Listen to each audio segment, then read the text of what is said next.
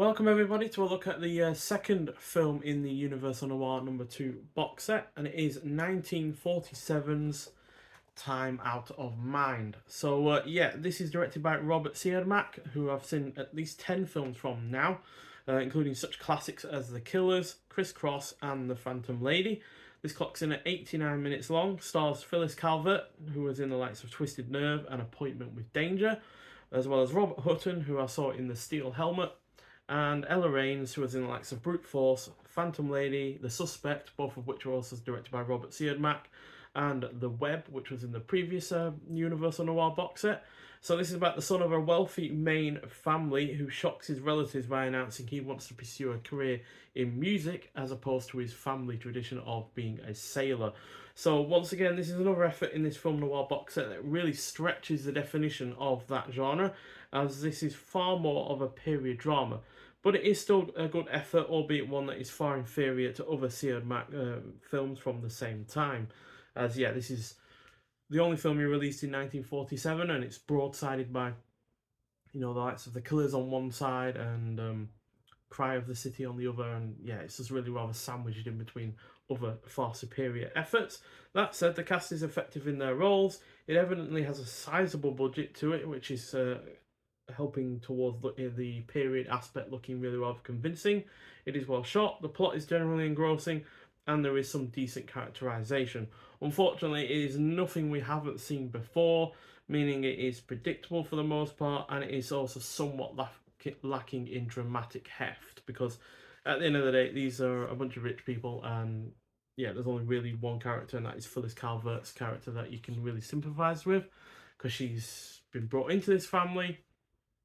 She's fallen in love with our main lead male character, and yet she feels like she's been sidelined for a lot of his life, even though she's always been there and always been dedicated to him and the family at the same time. So yeah, she's the only real sympathetic character with this, which yeah is a little bit of a shame. I would have liked to have got along with more of the characters, and if I had done more of the film, would have been engrossing. But yeah, unfortunately, that is just not the case. So yeah, unfortunately, I'm only going to be able to give this 3 out of 5, to be honest.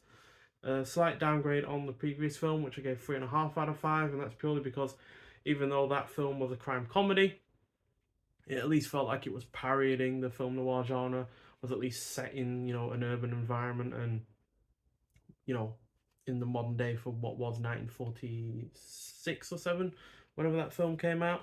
So yeah, that isn't the case with this one, where, like I said, it's set in a period. I think it's late 1800s, and yeah, therefore it just feels out of place being called a film noir film. So yeah, but it's still got a bunch of extras on it, and the 2022 restoration from a 2K scan does look really, really good.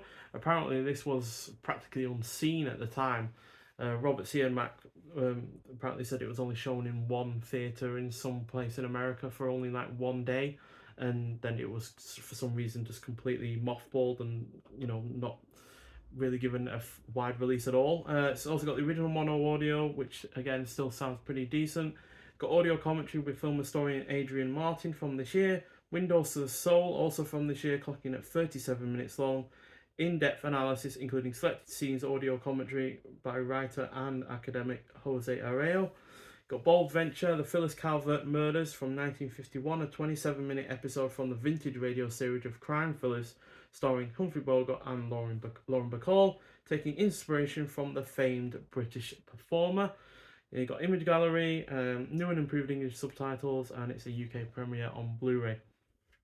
So apparently this was supposed to be the American breakthrough film for Phyllis Calvert, as she was mostly known as only a British actor, because she's a British actor, but she was only known for British films at the time, and this was her first big American film.